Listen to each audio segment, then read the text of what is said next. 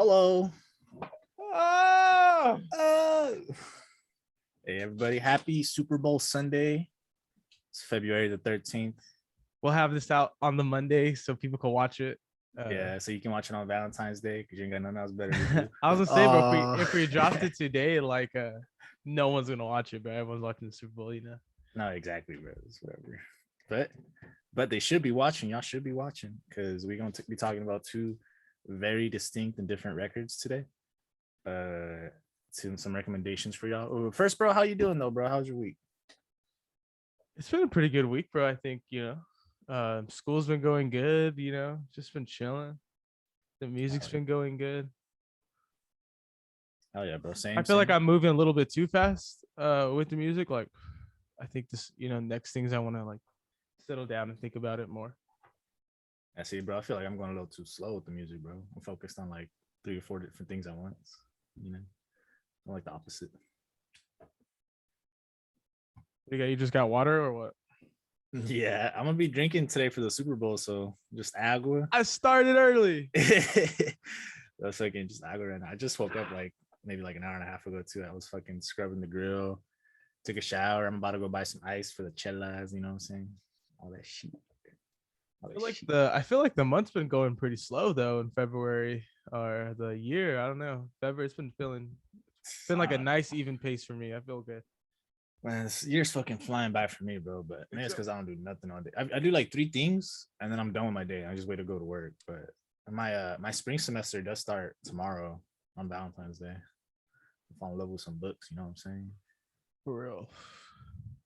All right, but let's get started. We got two albums to talk about. One that came out last year, one that just came out a couple of weeks ago.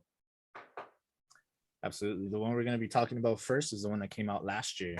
And it's, we apologize. We're going to try to avoid saying the album name and the artist name just because it's like we have no idea how to do it. We try to do it before the show. We just gave up. But we're still going to do our best, and the link's going to be down in the description anyway, so y'all can check them out. The album name is Shangraha Lemone by i-sef, u-sef, spelled in a very particular way, so I hope I'm pronouncing that right. And it is a jazz oboe album.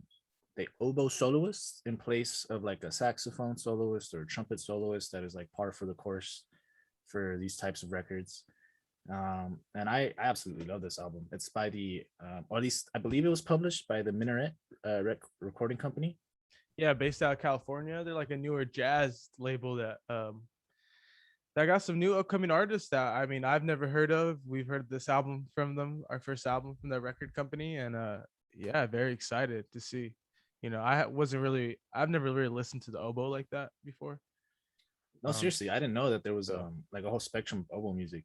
But I love this album because it's very like percussion based. I think it is like African rhythm inspired, at least like the percussion has to be. I feel like it's so African. There's no escaping it, Well, I'm on i-sef, u-sef's Instagram, and I think he's Egyptian. There you go. Egypt's in Africa. Zing. No. You're right. But man, some of these standout tracks to me would be like the 4th track on the album, He May Never Walk Again. It's one of the longer songs too. Most of the songs are like under 2 minutes. But this is like 2 minutes, 2.5 minutes. And I don't know, a lot of this album is so compelling to me on an emotional level that I haven't really experienced in a jazz album since I was like going through the 40s, 50s, and 60s discography, back when like jazz was being made for like jazz musicians, and you hear so much, you feel so much expression coming from the soloists. And here I have to say it's the same. Like, I really get emotional listening to these tracks based on the soloing, and yeah, that's how I feel on it, honestly. Yeah, and what I've been taking away a lot from this album is because there's some tracks are a lot shorter, so to me I get a lot more like beat tape vibes from it, even though it is a jazz album, and to me the new jazz is beat tapes. That's what I've been kind of thinking at, like, just beat tapes, whatever. But it just been hella helping me like with thinking of our music and ways that I could write music around your sax. And what, because the oboe is the main instrument in this, and it has multiple melodies going on, and so I don't know, it's just been really helping me think um just more about other instruments and what I could use in my production. Yeah, dude, from an artist perspective, this thing is a gem for me. Like, especially also as a horn player, or like, something similar to the oboe. What is the Like, oboe? Is the oboe a woodwind, or is it a see, I don't know if it's brass or woodwind. I have no idea. I would assume woodwind, but it could be brass. You know, I just found out the bass clarinet was a thing like a year ago. That looks like a sax to me. I don't know. Okay, but the oboe, I feel like I relate to it, at least in the sounds. it's a woodwind, so The woodwind, yeah, and what it can produce, and it changed my mind. Like it's super. It reminds me of like a Fela Kuti, you know, like a gentleman, or like maybe like a Sun Ra. Like they use the woodwind in that way, and it's really refreshing. It's super inspiring, especially me. Me and MJ, we've been working on a little bit of jazz recording. You know what I'm saying? We're stepping up our jazz game. trying. We're just trying, exploring. As much as we appreciate the genre, we definitely feel like we don't play it enough. So that's what we're trying to do right now, and it's been beautiful, man. It's so humbling as well, because we made a whole record, 9 tracks, a rap record, and we already feel like we're over that. We feel like it was kind of time to move on. Yeah. And this new project is super exciting. I've been learning so much for myself and for the music. Yeah. And even just listening, bro, just like, even if I don't want to, like, I could put this on and I could just clean my room, I could do homework, you know what I'm saying? But then I could go back and I could listen to it very deeply and learn something from it. So I like it in both ways. I'm here on the Bandcamp, and it says that the album name is Arabic for lemon tree. There we go. Yeah, it's just this full length from Egyptian American bassoonist and producer u-sef. Yeah, sorry, u-sef, if I'm saying your name wrong. El Magharbal. Yeah, u-sef, I believe, is a regular Egyptian name. I remember u-sef Latif, his very famous record, Love Them from Spartacus. It's off the record of Sounds from Egypt, or Egyptian Sounds. Yeah, he said that he had a like a lemon tree in his backyard and stuff. And what's crazy is that, like, this is what's on the Bandcamp. These aren't my words. It says 11 songs entirely made out of the bassoon, the harmonies, the bass, the drums, and everything. So there's deeper stuff going on with the production. I'm thinking there's like resampling and laying it out on MIDI, and then so I don't know. There's just a lot of stuff going on in this album that I like and I enjoy. Absolutely. For me, it's definitely, I think I'm a fan of the percussion the most. As much as I like the soloing on the bassoon, it's very minimal, so it blends better with the rest of the production. But man, I'm always fucking tapping my foot, always nodding my head to this record, because a lot of the times they start off kind of like off-putting, like they feel like off-beat or off-tempo, but as the song progresses and like that tune keeps getting like kind of hammered down, you start to realize like, wow, this is like 3/5 timing, or maybe like 4/7 or something. It's crazy. Like it's so depthful, if that's the word. I don't know. Like there's a lot of depth to this album, especially from a musician standpoint, like we pointed out. Yeah, and I just found out right now on his Bandcamp he's dropping an album tomorrow. Oh yeah, let's go. Not gonna be alone on Valentine's Day, bro. Consistency. So by the time this video we'll have his new album, and we'll have this album that we're reviewing. And I'm just very excited for this label, very excited for this artist. Shout out Minaret Records. I think they're doing great work. They're touring right now, I believe, up and down California. I might check them out. I'm pretty close to LA. A lot of venues over here. I know they were promoting another artist. It eludes me right now. That just dropped the record as well, but we might look into that for a future episode. But yeah, dude, shout out i-sef, u-sef, and Shangaha Limon, Lemon Tree, on all platforms: Bandcamp, Spotify, Apple Music. Try to hit them on Bandcamp though, so they get more streams, more money. More money. Beautiful oboe record. If you're a fan of jazz music, this is probably the second jazz album we're recommending. I think the first one was the Coltrane. Yeah. Oh no, third maybe, because the first one was Fived, right? Yeah, 5 o'clock. Yeah. But man, we love jazz over here. A Modern Girl, man. It's beautiful. It's the essence of music for me, man. So I love all music, so love our music. Special place in my heart for jazz. Though, bro. Shout out John Coltrane. And this album, bro. And this album. If I listen to this album, if I found this album when it first came out, it might have been my album of the year last year. You know what I'm saying? Mhm. But we found it a little bit later, and I'm just glad to be able to hear it. And I'm glad that he's about to drop more music. So Yeah, excited all around, man. Go, please show this man some love. But that being said, for our second record, we didn't have enough. We didn't have enough beat tape. We didn't have enough beat tape in the week, man. Can never get enough beat tape, man. So today we're coming back at you. And that's my theory, bro. That like beat tapes are like jazz in its way. It's like the new jazz album, the way that. Well, I love the sampling style innovated by Jay Dilla. Where like you cut up old records and you put them together and you make something new. That to me is very reminiscent of like call and response in jazz music, where it's like you take maybe like a chord, or you take like a set of notes, and then you respond to it. And that's kind of what they do with beat tapes and drum pads specifically. They take a sound, they assign it, and then they respond to that sound with another assigned sound. It's beautiful. Drum pads are an instrument, bro, and DATSUNN just proves that.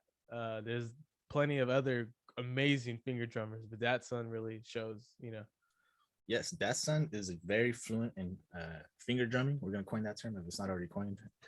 But man, this is a beautiful, beautiful drum pad mixtape record, man. I'll call this an album, wouldn't you? It's like, yeah, it's a whole album. It's 13 tracks. Most tracks are pretty full. What is it, like 23 minutes long? Yeah, a good length. What's cool is on the Bandcamp that he has all the songs, and then he has a full 23-minute, like all the songs together. Oh hell yeah! So and this album, we haven't even named the album, by the way. It's called Forever Flowing by DATSUNN. All one word. Dat, like DAT, and then sun with 2 N's. So like, DATSUNN, Forever Flowing. I love the album cover. I wish we could show it on screen. It's him like on the drum pad, like hitting it. It kind of reminds me of when we reviewed last week with the octaves, Rojo. With the instruments, like playing instruments in front of the album. That's pretty cool. Exactly, man. Yeah, we couldn't get enough beats in, man. So we decided to talk about Forever Flowing. And this album is quite literally forever flowing. You go from one track to the next, and you just get tranced. You can the mastery, what's going on with the finger drumming here is pretty crazy. Like you can tell off the bat, DATSUNN has like probably years of experience doing this, chopping up samples, throwing them on the pad, and just going fucking ham, man. Like you see, on those popular ass, Instagram reels and TikTok videos, but here in like a clean production, nothing overdone. There are some moments that seem like spectacular, like it's just fucking. Well, it's completely live too. That's what it says in the Bandcamp. Performed completely live, all the songs. Oh, there you go. It's all live mixed, and I think that's beautiful, and it really adds to the essence of it too. I think because you feel it. You feel when something's not exactly perfect, and I prefer it to be that way, especially when it comes to something live and something like sampling. So everything's all cut up nice and perfect. It feels less organic. Yeah. Well, that's the thing. Like, and that's how sometimes jazz feels less organic, and like I don't know, and it's just a good album, virtuoso, like works going on. What's your favorite track? So I love these tracks too because they're themed really well. The ones I've been listening to a lot. Let me see, pull up my library right now. I know "Love You" is like a really sensual, like jazz, like it has the tenor saxophone playing like some sexy ass notes. But it's still bangs, like it's a it's a good flip on that one. I love the flip on that. My favorite one is After Summer, bro. After Summer, that's like midway, I believe. Oh, yeah, and Rearrange. Sorry, Rearrange was I think my favorite track on there. That's a good one right after too. But man, what is there? What else do you have to say on Forever Flowing, man? Like I was just super impressed with this drum pad mixtape, man. Like I'm sure you have more to say, as a producer yourself, someone that mixes like with the koala sampler and stuff, Yeah, I don't know. I think it kind of just humbles me, I think, more than anything. Like it just makes me want to just work more and work harder because, like, I don't know, bro. Like when he says he does that live like that, like I don't keep everything on the grid, but you go back and you edit things and you move notes over or something, or you'll move a drum or something over. Absolutely. And so like to get to a point where I trust my fingers and just being able to do it and flipping samples and playing drums at the same time. That's Yeah, dude, like you said, I think you put it beautifully, man. The drum pad is an instrument. I feel like it's getting more recognition because looping and sampling is becoming more mainstream.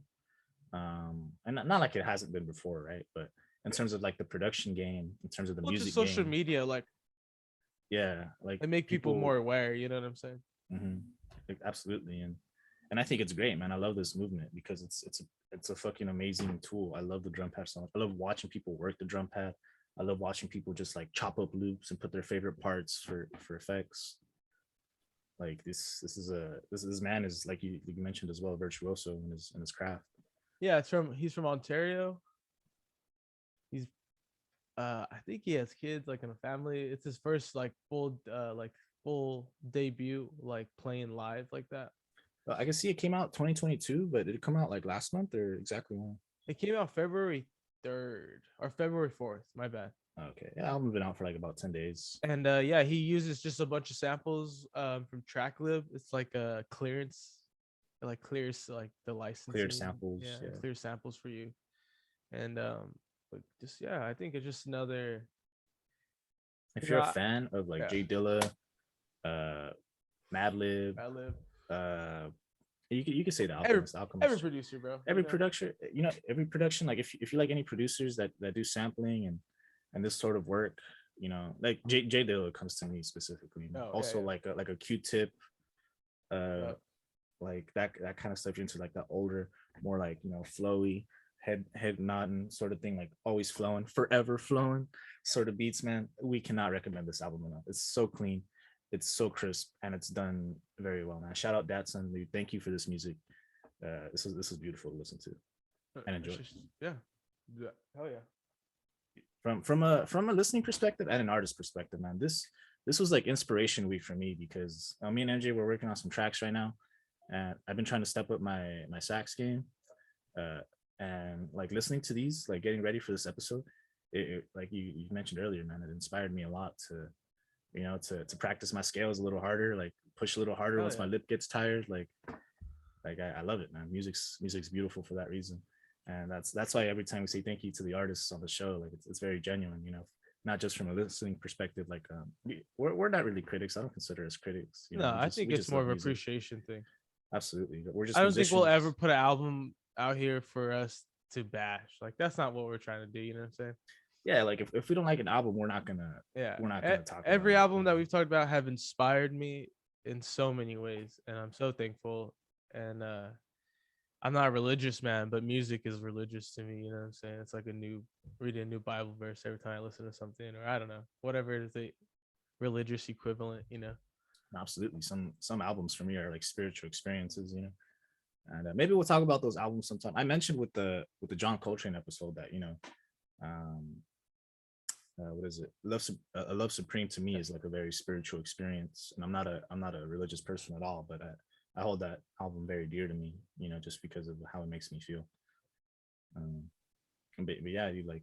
No. So go listen to these albums, man. See how they make you feel. Leave a fucking comment. Both artists, bro. Both artists fucking did their shit on this. Yeah, DATSUNN and u-sef, man. Shout outs again for Minaret Records, dude. Very very excited to see what they got coming out in California. I'm trying to find DATSUNN. What's his like a Twitter. Well, I'm trying to find his like label. Oh, I see. Well, down here, it was published by Rare Sounds World. I will shout out them too. Yeah, Rare Sounds, man. Shout out Bandcamp, TrackLib, all that shit, bro. DistroKid, homie. Mm-hmm. All that, man. Any closing thoughts, man, on these records? No, I think just go listen to them. I think that's just it. That's all you could really say. Just go listen to them, and I know you'll like them. Like, yeah, at the end of the day, we don't do a lot of good work out here, but what we are doing is showing you guys some good ass music, man. Every record we show on here, we wholeheartedly recommend. Especially these two, dog. Like we mentioned, if anything appeals to you in us describing these albums, please go check them out. Please go support the artists. Hell yeah. All right. All right, baby, it's time to go watch the Super Super Bowl.